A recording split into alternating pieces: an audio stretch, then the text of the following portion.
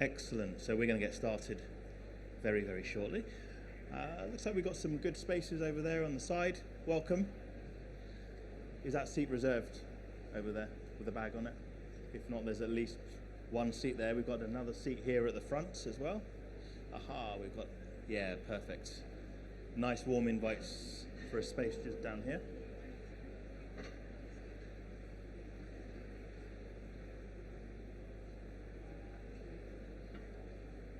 Brilliant, and we'll start in just a couple of minutes or so. So you can see the title there, Mastering Cloud Security, a hands-on guide to accurately accessing your digital fortress. Do you have a digital fortress? Okay. We've got some nods, that's good.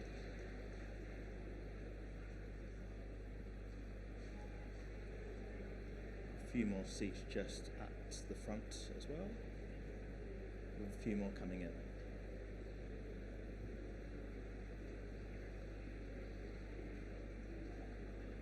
How many of you are from enterprise organizations?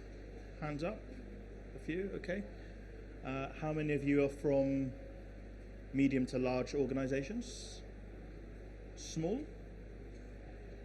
And those of you who are individuals getting into industry? Okay, we got a good mix. We got a good mix. Excellent. So you're all welcome. I'm going to now hand the stage over to Zechariah Kinpulu. Would you please give him a warm round of applause? The stage is yours. All right.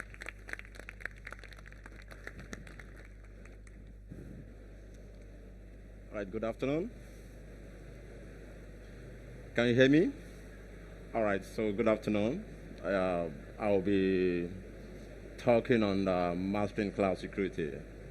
We're going to look at a hands-on guide to accurately assessing your digital fortress. So I would walk us through what needs to be done as an assessor or as a cybersecurity analyst. So before you talk about any assessments, it's very, very important for you to understand the underlying technology. What are the underlying technology behind the cloud? And there's this general belief that if you put all your infrastructure or you put all your workload on the cloud, you don't need to bother about anything, that the security list will be taken care of by your cloud service provider. So we also need to understand our roles and responsibilities. So there is this shared responsibility when it comes to cloud service security. So you need to understand your role as a customer and your role as maybe clients. Maybe let's presume that you offer like kind of a consulting services, and you also need to understand the role of the cloud service provider. So first and foremost, you need to understand the underlying technology, because behind the cloud, there's some technology that is you need to understand, like the hypervisors. So we have different kind of hypervisors. We have VMware EXI, we have the Microsoft Hyper-V, we have the IBM. You also need to understand the host. You have the virtual PC, you have the VMware server, and you also need to understand the limitation of these various architecture. So you also need to be sure that the responsibility to patch the hypervisors, not the OSs. You need to understand what needs to be done and how you can automate the assessment, or also look at how to automate the handling processes. So let's talk about the threat modeling 101. Having understand the infrastructure, the underlying technology, having understand this technology, you also need to, yes, the underlying technology like hypervisor, the container, the Kubernetes, and all of that. You also need to come up with the threat modeling. No, the threat modeling. What do I mean by the threat modeling? So whenever you're doing the threat modeling, you need to look at, okay, how do you, what are the possible risk? What are the possible exploitation? What could go wrong before putting on the cloud services? So there are different modeling that you can leverage on. Microsoft, you can leverage on the Microsoft Security Development Lifecycle. You can leverage on Octave. And you can choose any of those models. So let's quickly look through those cloud, the computing risk assessment according to the ENISA. So we look at the different modeling. You need to look at the insecure and effective deletion of data. How is there a mitigant on your cloud service? Do you have a mitigant against the distributed denial of service?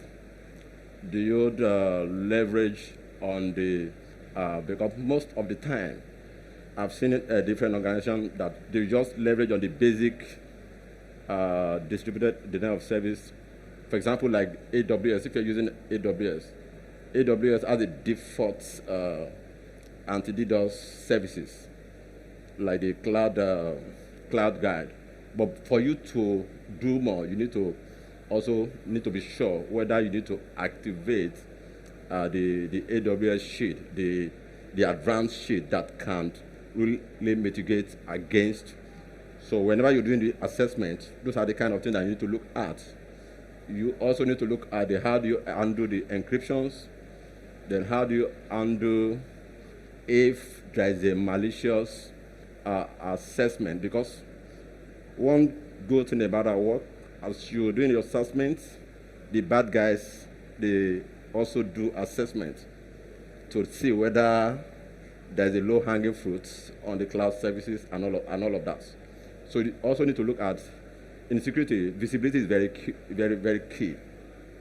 Do you design your cloud infrastructure in such a way that if somebody remotely is conducting malicious assessment, if your internal red team operators or the internal penetration tester are doing that, that's okay. Do you put a kind of mitigant in place to check if there's a malicious probe? Then you also need to look at how do you handle the failure, the network failure, the network management. You need to look at the traffic. You also need to look at how do you manage access, the identity and access management is very, very key. How do you guard against social engineering attacks? You need to look at that. So those are the some of these threat modeling. So let's look at some of the common vulnerabilities when it comes to cloud. It also depended on the cloud of model that you subscribe to.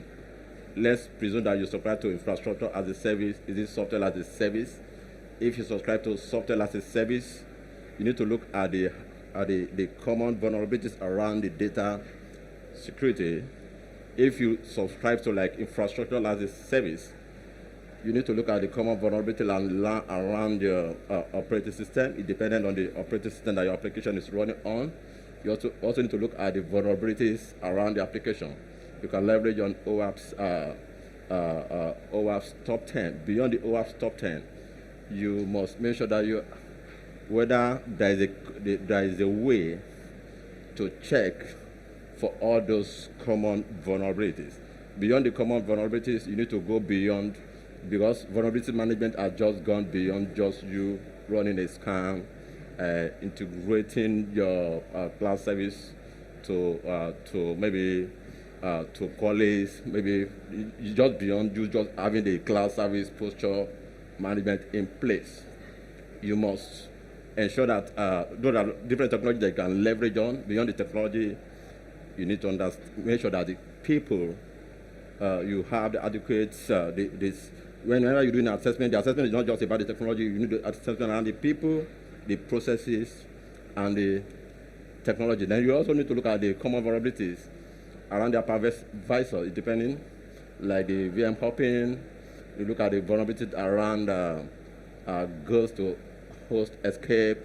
and the vulnerabilities around virtual machine-based toolkit. Then some of these vulnerabilities, you need to be very much familiar with all these vulnerabilities.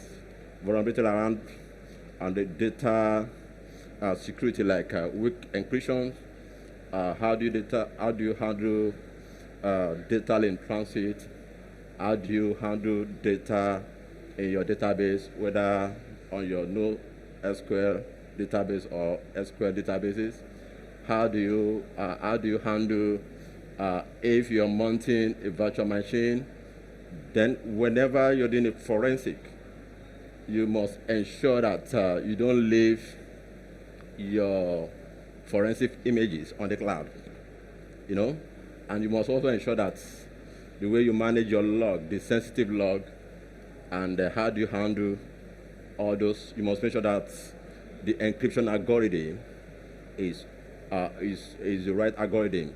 You must ensure that for the data in transit, you must ensure that the degree of you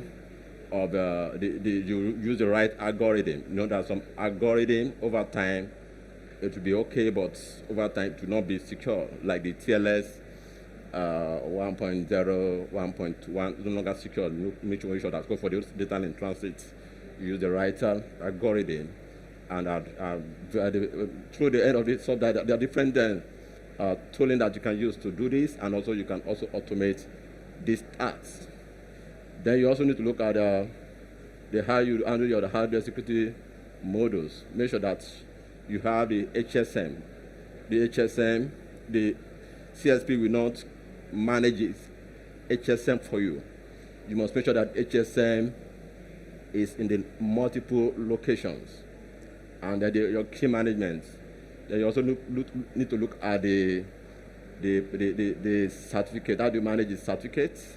Then how do you manage the privileged credentials? The votes, how do you manage the votes?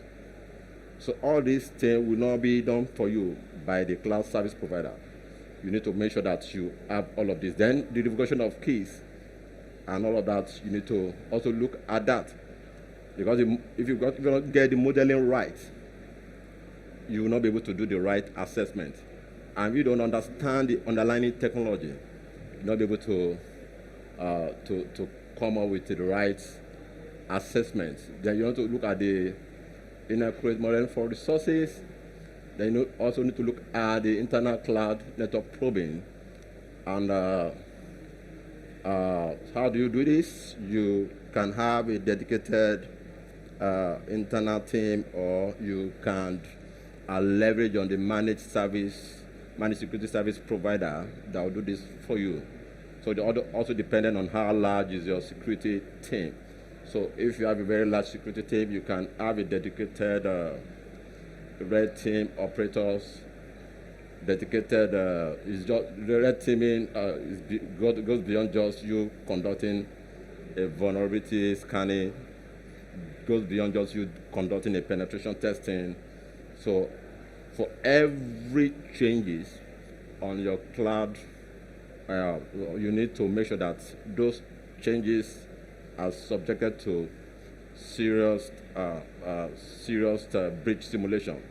For example, if you just deployed a WAF, or you just deploy anti-DDoS, you must look at the various ways, because don't just do the default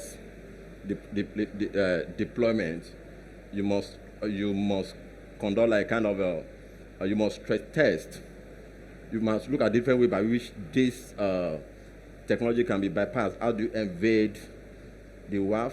So if you have internal thing that can help you to stress test the WAF, so that will help you to be able to fine tune the WAF, because it's not just sufficient for you to just have the advanced AWS shade, just have the anti-DDoS and you go to sleep.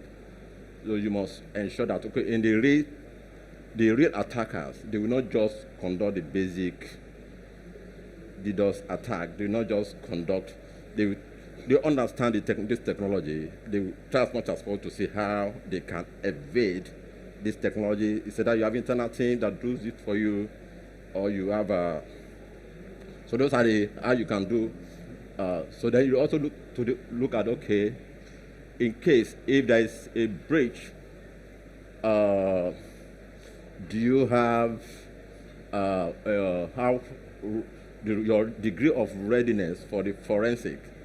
Some people, whenever there's a breach, it takes them forever for them to conduct a forensic. You know, how ready? Do you have internal team? Do you subscribe to a service that you can easily, because the beauty of it, if there's a breach, is for you to be able to know what to do to stop the breach. Or some people have been breached, they are not even aware in the first place. You know, do you have how good is your threat intelligence before the breach leads to serious exposure?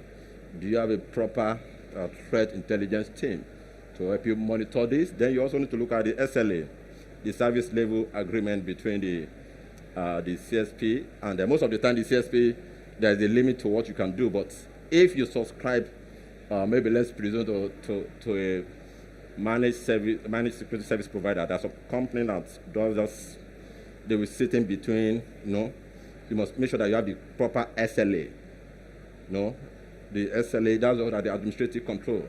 Make sure that you have that in place.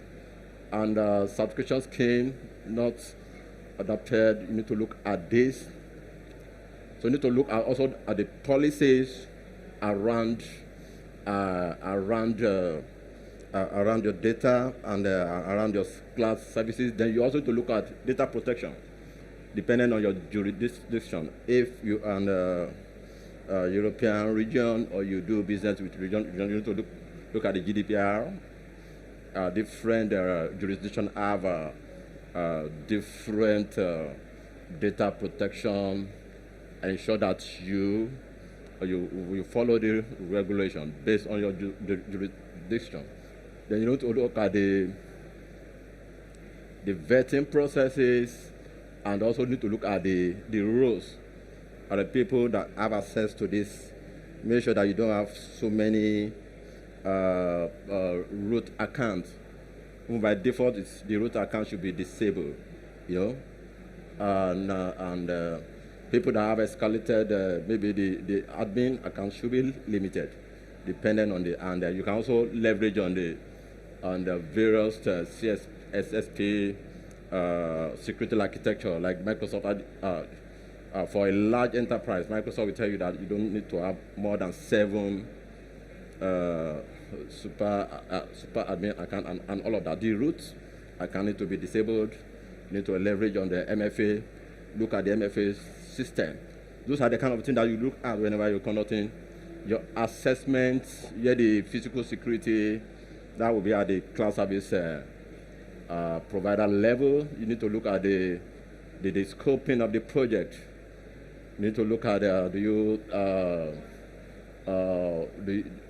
scoping, then make sure that the business requirements is well captured. A lot of vulnerabilities that you need to look at, the misconfiguration issue. You can also make sure that, okay, by default, the way you configure your cloud, ensure that you automate the configuration. Actually, you can leverage on the Center for Internet Security guideline. You can make sure that you have the images are in line with the CIS guidelines. So let's talk about the, so these are your, you also need to look at how to do the reporting to understand your posture level. So, and this is an example of the reporting for the cloud security maturity model on Azure. It depends on the cloud service that you're leveraging on. There are different Azure leverage on so this is like, if you look at this, you can see that this security posture is about 84%, which is not bad, because Microsoft recommend that, okay, the level, the maturity posture should be about 70%. But for the fact that you have 80% doesn't really mean that you should just go and sleep, because it's more easy for an attacker to carry out an exploitation than for you to defend a system. Me, I would rather not sleep if I'm running at 84%. I want to make sure that I run at 90-something percent, possible 98. Make sure that I have a 98% pass mark. So you can leverage on various technology like the cloud service security, like the security posture management system, they call this. So you can leverage on various technology to do this, and you can also leverage on the native reporting for the various, so that if you look at this, these are the issues. You can see that issue around encryption, issue around security configuration, issue around endpoint protections, and all of that. And this is another, okay, I think I have only one sample report. So I think we can go to question and answer now. Thank you.